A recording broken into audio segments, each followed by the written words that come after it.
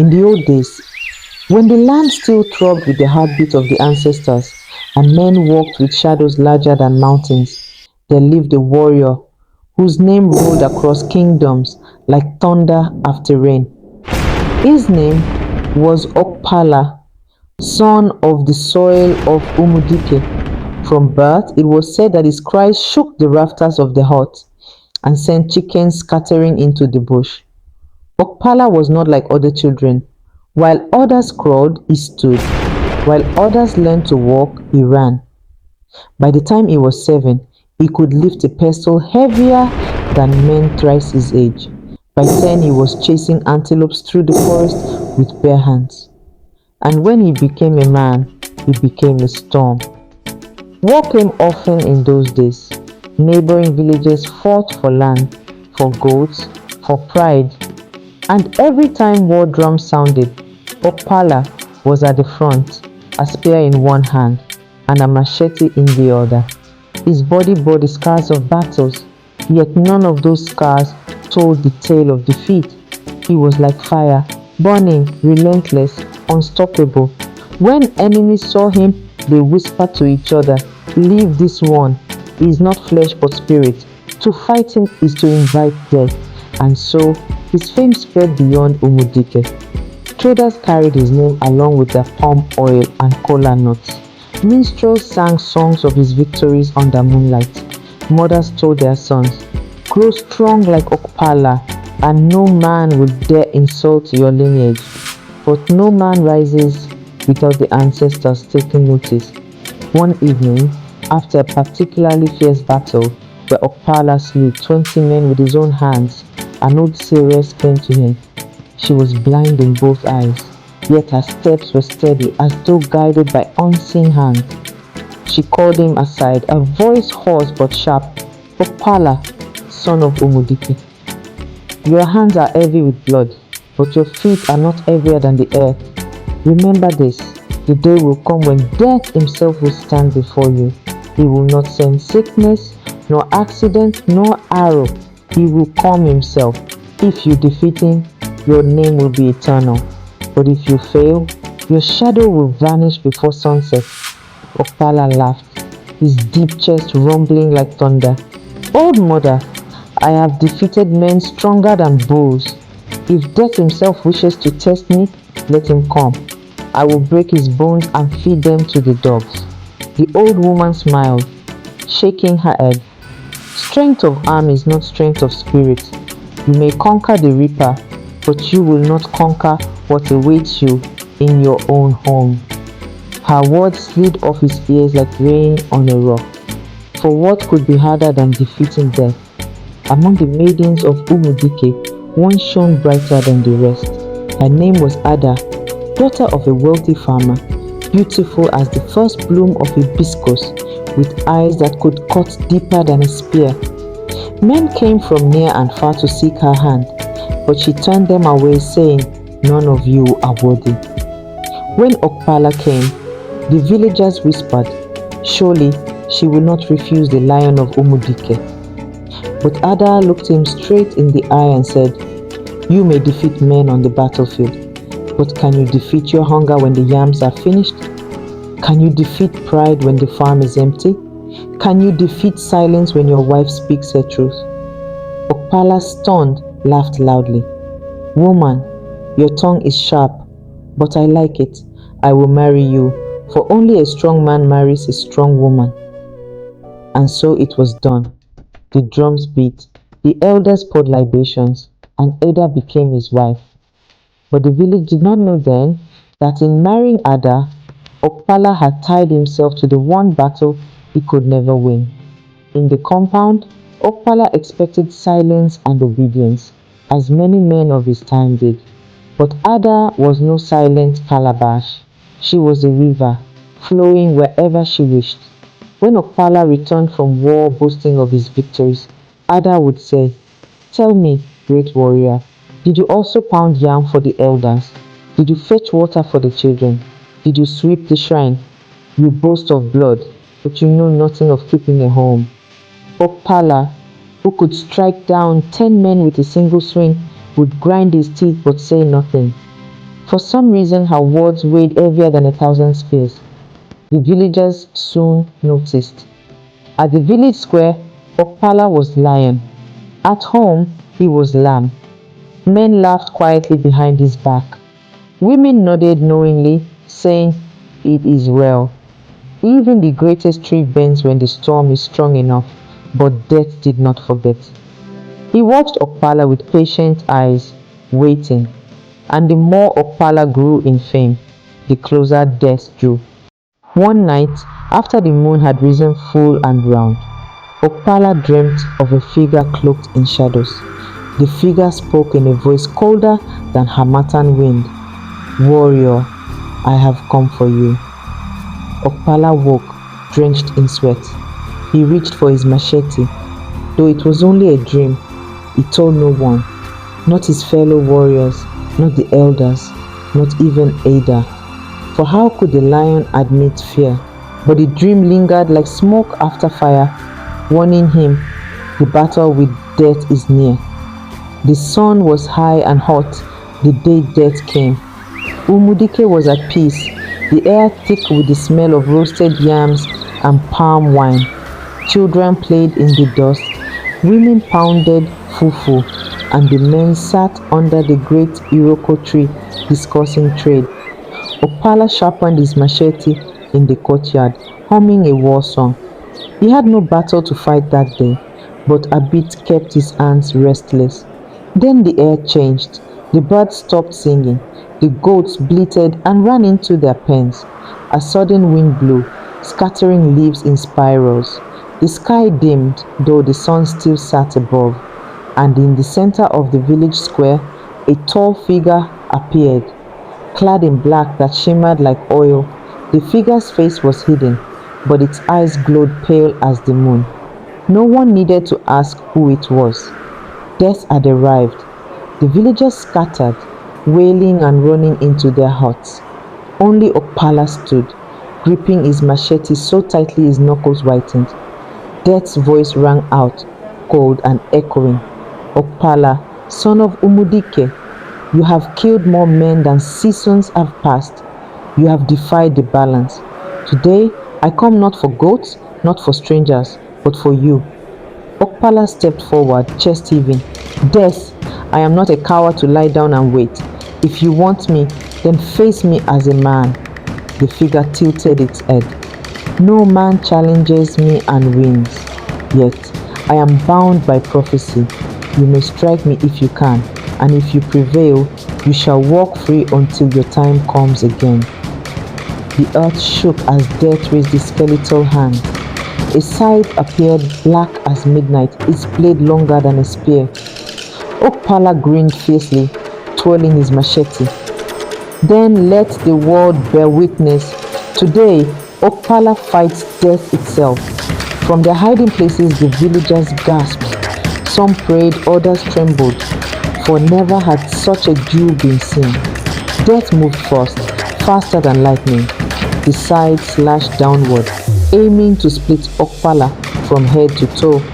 But Okpala leaped aside, rolling into the dust, his machete flashing. He struck, but the blade passed through Death's cloak as though slicing smoke. Death laughed, a sound that chilled marrow. You cannot kill what has no flesh. But Okpala was not only brawn, he was cunning. He remembered the Sirius's words. Strength of arm is not strength of spirit. He changed his strategy. Instead of attacking death directly, he struck at the ground, stirring dust, stones and firewood into the air. The dust cloud swirled around death, and for a moment its form flickered. Okpala lunged, driving his machete into the shadowy chest. Death staggered backward, and a howl echoed across the land. The villagers gasped. Okpala had wounded Death. The fight stretched for hours. Death's scythe cleaved trees in half, split rocks, and carved scars into the earth.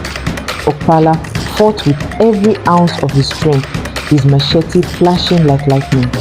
At one point, Death's blade caught Okpala's shoulder and blood flowed, but he did not falter. He roared, swinging harder. At another, Okpala's strike tore away Death's cloak, revealing a shifting form beneath, bones, smoke, and endless faces of the dead crying silently. The sight nearly broke him, but his pride drove him forward. Finally, as twilight approached, Okpala feigned weakness. He stumbled, pretending to fall. Death raised its sight, certain of victory. With his sudden surge, Okpala sprang up and drove his machete deep into Death's shadowy chest. The world went silent. Death staggered backward, its sides dropping with a heavy thud. A cry like 1,000 wailing spirits burst forth. The air twisted, the ground shook, and for a moment the whole world seemed to hold its breath. Then, with a shudder, Death collapsed into nothing but mist, vanishing into the wind. The sides melted into the earth, leaving a deep scar in the ground. Okpala stood alone, chest heaving, drenched in blood and sweat. The villagers crept out slowly, eyes wide with awe. First one voice, then many rose in chant. Okpala! Okpala! The man who defeated death. They lifted him high upon their shoulders, dancing, singing, praising. The news spread faster than fire in Harmattan. A man had faced death and won. That night Umudike became a river of joy.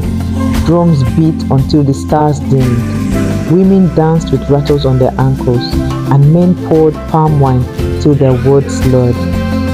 Children sang songs of Okpala, and elders shook their heads, saying, never in history has such a thing been done. But Adaeze sat in silence, her eyes sharp. When Okpala returned home, chest puffed with pride, she looked him up and down. You fought death and you returned. Good. But tell me, great warrior, can you also fetch water from the stream without spilling it? Can you cook yam without burning it? Can you keep your house in order? Okpala frowned. Woman, do you not see? I have done the impossible. Adaeze's lips curled in a smile. Yes, husband, you may have defeated death, but here, in this compound, I am the storm you cannot conquer. Okpala's pride swelled, but her words stung more than the cut on his shoulder. He turned away, pretending not to hear, yet deep inside, he felt the truth settle like a stone in his chest. For outside, he was the lion who had slain death, but inside his own home, he was still a man at the mercy of his wife's tongue. In the weeks after his duel with death, Okpala walked with a stride bigger than the earth itself. Everywhere he went, people bowed their heads. Children followed him, chanting his name. Elders welcomed him into their huts with kola nuts and wine. But as his fame grew, so too did the whispers. The people noticed something curious. While Okpala roared in the village square, he bent like a reed at home. Have you heard? The women whispered at this stream. They say Adaeze's tongue cuts deeper than Okpala's machete. And they say the great warrior cannot even eat in peace unless she permits it. Ah, to defeat death but not one's wife. Truly, the gods love their jokes. The men laughed behind calabashes of palm wine, though carefully, for who dared mock the lion too loudly? But the story spread, and soon Okpala's strength became two-sided, revered in public, ridiculed in private. Adaeze had not changed since the day she wed Okpala. She did not care that he had defeated death. In her eyes, he was still a man, and no crown of glory excused him from humility. When he boasted of his victories, she said, victories fill your ears, but will they fill your stomach? Sit down and pound yam if you want to be useful.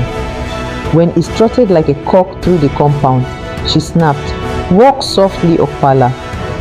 The earth you stamp belongs to the ancestors, not to you.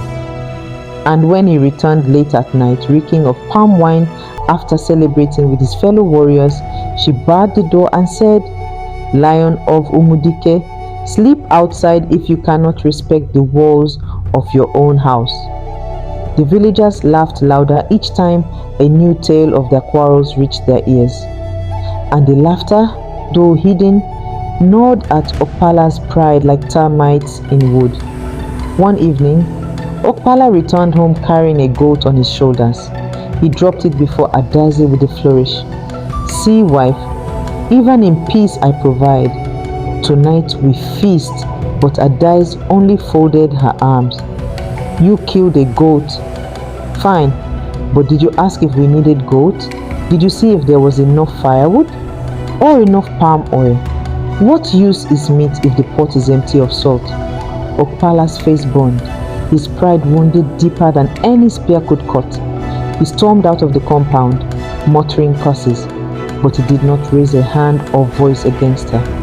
For in his heart, he feared that the ancestors themselves stood behind Adaeze's words.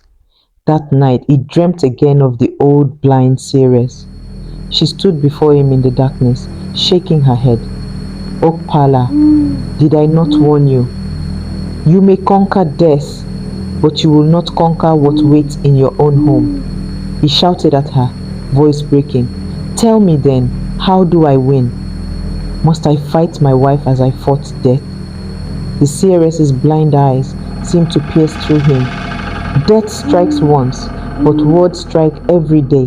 What sword can cut the tongue? What shield can stop truth? Learn, warrior, before it is too late." Okpala woke with a start, his chest heavy. He looked at Adaeze sleeping beside him, her face calm in the moonlight, and for the first time, he felt a chill colder than the touch of death. The breaking point came during the New Yam Festival. All of Umudike gathered to celebrate, the square filled with dancers, drummers, and praise singers. Okpala sat among the elders, his chest adorned with beads, basking in honor. When the time came for the women to bring food, Adaeze walked boldly into the square with a calabash of yam. But instead of placing it before him, she stopped in the center of the gathering. She raised her voice so all could hear. "Behold Okpala, the man who wrestled death and won. Yet ask him to fetch water, and he stumbles like a child. Ask him to sweep his compound, and he hides like a rat. Tell me, elders, is a man truly strong if he is weak in his own home?" The square fell silent, then erupted in nervous laughter. Men slapped their knees, women covered their mouths, children giggled. Okpala's face darkened, his pride pierced like a drumskin. He stood, trembling with fury, but Adaeze only stared back, unafraid. In that moment, he realized the truth. Death had been easier to face than this, for death could be struck down with a blade. But Adaeze's words struck where no weapon could reach. From that day, Okpala withdrew into himself. He no longer boasted in the square. He no longer danced at feasts. He spent long nights sharpening his machete in silence, the steel ringing like bitter laughter in the dark. The villagers pitied him, but they also mocked him. Songs arose, mocking songs. He killed death but not his wife. He is lion in war but goat at home. Beware, beware, the tongue is sharper than the sword. Okpala's heart burned with shame. He thought of leaving, of taking another wife, even of raising his hand against Adaeze. But something stopped him. A weight heavier than chains. Perhaps it was fear of the ancestors. Perhaps it was love, buried beneath anger. Or perhaps it was the seeress's prophecy unfolding at last. For the warrior who had defeated death now faced a foe that could not be slain. A foe who shared his bed, his food, and his life. The moon hung pale above Umudike when the first signs appeared. Goats refused to enter Okpala's compound. Chickens scattered whenever he approached. Even the family dog whimpered and hid beneath the yam bark. At first, Okpala dismissed it as coincidence, but Adaeze only shook her head. "You wrestled death, and now death's shadow lingers. Even animals see what you refuse to admit." Her words stung as always, but this time, Okpala noticed something strange. When Adazi spoke, her voice seemed to echo faintly, as if the ancestors themselves repeated her words. He brushed it off, clinging to pride. Yet deep inside, unease gnawed at him like rats at night grain. One evening, while Okpala sharpened his machete, the wind rose suddenly. The fire in the hearth dimmed, and a coldness seeped through the compound. Ades was pounding yam when her pestle froze midair. Okpala turned, and there by the shrine, the shadows of the ancestors appeared. Tall, faceless, made of mist and smoke, they circled silently. A voice like many voices spoke. Okpala, son of Umudike, you fought death and won, but pride blinds you. The balance of life and death is broken, and now your home suffers. Listen to the one who shares your fire, for her tongue is guided by us. Okpala's knees weakened. He bowed his head, trembling. My fathers, I meant no insult. I fought to live, not to defy you. The shadows swayed, their voices heavy as drums. Then humble yourself. For no man conquers eternity, and no man rules his home by pride alone.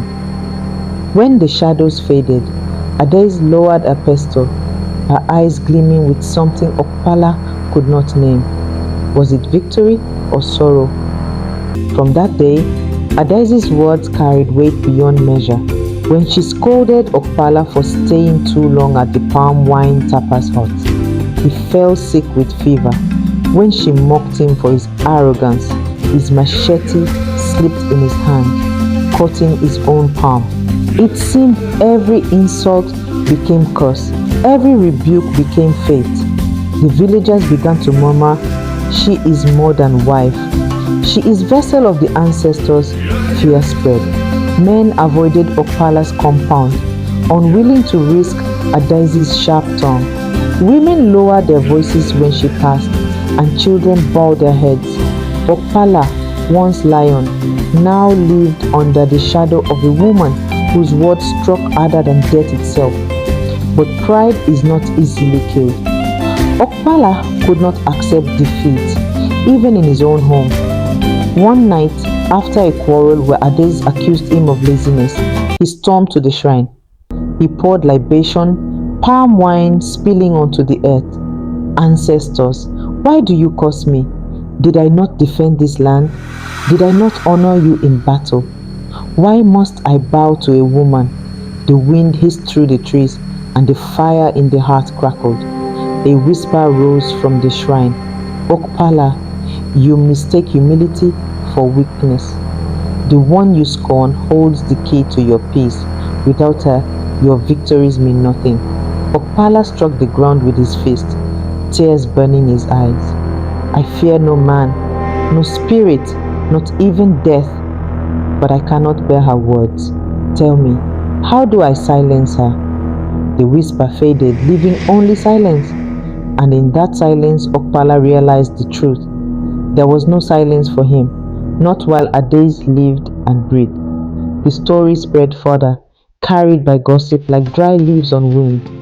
Minstrels composed mocking songs. He fought death, but his wife defeated him.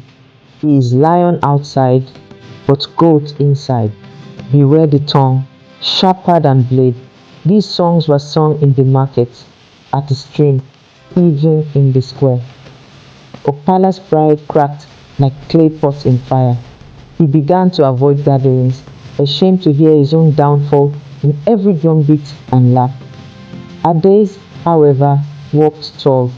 She did not boast, nor did she gloat. Her strength was in her calm, her certainty. And that certainty made Okpala feel smaller each passing day. In time, Okpala grew restless. He drank more, fought less. His hands shook when he held his machete. Dreams of death returned, mocking him. In one dream, Death stood at the edge of his compound laughing. You beat me once, warrior, but it was not my sight that broke you. It was her tongue. You thought yourself invincible. Yet here you are, defeated in your own hut. Okpala woke screaming, sweat soaking his body. Ades turned to him, eyes calm in the moonlight. Sleep, husband. Dreams cannot harm you, but your pride will. Her words cut deeper than the dream itself. He turned away, tears wetting the mat, knowing in his heart that the prophecy was true. For though he had defeated death, pride bound him to a fate worse than dying, to live as the warrior conquered by his wife. Seasons passed, yams grew and were harvested, children were born and elders died. But one thing did not change: Okpala's shame. His fame as the warrior who defeated death had curdled into mockery. Songs of ridicule echoed louder than songs of his bravery. In the market square, children clapped and chanted. Okpala beat death with his fists, but lost to his wife with her lips. Each word pierced his heart like a spear, and though Ades never encouraged the songs, she never silenced them either. She only looked at her husband with a gaze that was both pity and power. Then, one night, when the moon was blood red and the air carried the smell of thunder, Okpala saw him again. Death. He stood at the gate of the compound, tall, robed in shadow, his hollow eyes glowing faintly. "You called me before, warrior." Death's voice hissed like wind in dry grass. "You begged for silence. Tonight I return for your answer."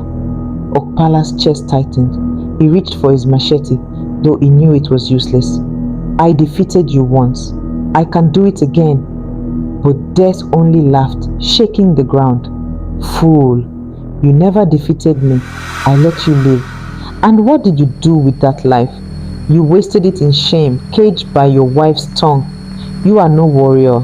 You are only a man." Okpala's knees weakened, but he spat at the earth. "If you want me, take me, but do not mock me." Death tilted his head. "Oh, I shall take you. But first, I will show you the truth you refuse to see." Adaeze woke to the sound of thunder splitting the sky. She ran outside, her wrapper flapping in the wind. There, at the gate, she saw them, her husband facing death once more. But this time, Okpala did not stand tall. His shoulders sagged, his machete trembled in his hand. Adaeze's heart ached, but she stood firm. "Okpala!" she cried. "Drop the blade. This is not a battle of strength. It is a battle of pride." Death turned, his hollow eyes settling on her. "You speak wisely, woman. You are the tongue of the ancestors, yet even you cannot save him. His pride is his curse, and curses cannot be broken by another's mercy." Adaeze stepped forward, fearless. "Then take me instead. If my tongue has become his undoing, let my silence be his salvation." The air stilled. Even the thunder paused. Death's shadow swayed as though amused. "Ah!" Love rapped in defiance. "But no, woman. You cannot carry his burden. He carved it himself, and only he will lie in it." Okpala dropped his machete, his face twisting with grief. For the first time, he saw his wife not as an enemy, not as a rival, but as the one who had tried again and again to save him from himself. He fell to his knees. "Adaeze, forgive me." Her eyes glistened, and she whispered, "It is not I who must forgive you. It is the ancestors." Death moved forward, his shadow stretching long across the earth.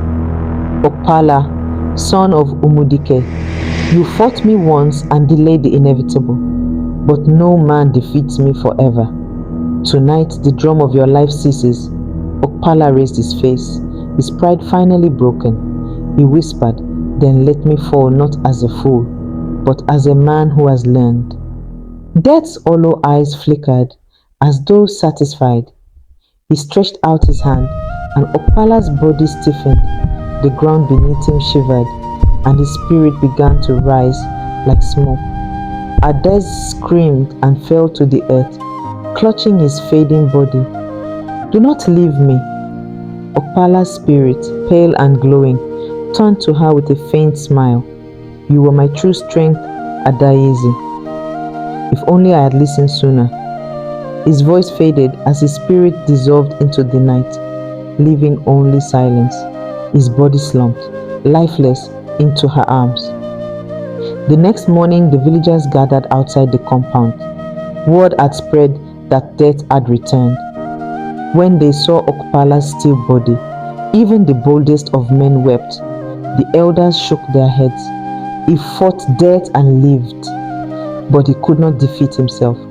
Pride is a harder enemy than any spirit Adaise did not cry in public. She stood tall, her face calm as stone. She buried her husband with her own hands, pouring libation and whispering prayers into the earth. When the grave was filled, she turned to the villagers and said, "Let this be the lesson of Okpala. A man may defeat death, but if he cannot humble himself before his own household, he has already lost." Her words burned like fire in the ears of every man and woman present. From that day, the story of Okpala spread far and wide, not of the warrior who beat death, but of the warrior who was conquered by his pride and by the sharp tongue of his wife. Years later, when griots and drummers told the tale, they no longer sang mockery. Instead, they sang a dirge. Okpala, lion of the field, who struck death with his hands. Yet, in his heart, he fell, not to blade, not to sickness, but to pride too heavy to bear. Remember his wife Adaise, whose tongue was sharper than iron, yet carried the wisdom of the ancestors. She spoke, but he did not hear. She warned, but he did not see. And so the lion bowed, not to death, not to man, but to the truth he feared most, that no warrior is greater than his home. And with each telling, the people of Umudike bowed their heads, whispering the lesson to their children: defeat death if you can, but never let pride defeat you.